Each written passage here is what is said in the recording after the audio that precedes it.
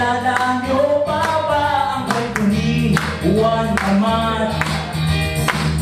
Sa ilalim ng puno siya'y nakahiga, nag-aabang, hinihintay niyang mahulog ang bayabas na inaasam.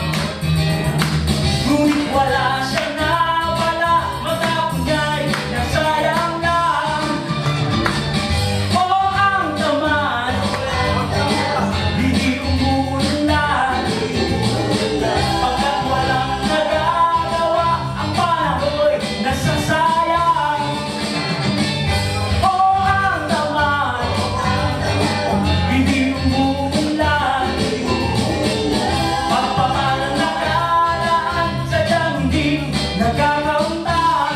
Ganito, kung pahiga-higa ka lang at kaibiga ng katawan, sadyang walang ginagawa, sa swerte lang umaasa. Kahit tulog palagi at naghihintay lang ng grasya, ang masasabi ko sa'yo, pangarap ko'y limutin na. O ang tamad, hindi umuunlad, pagkat walang nagagawa, ang panahoy nasasayang.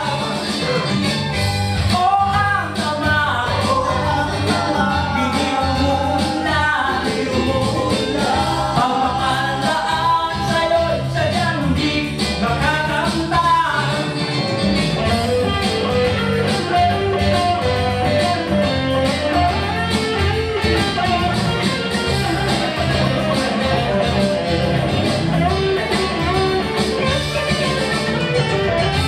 Kaya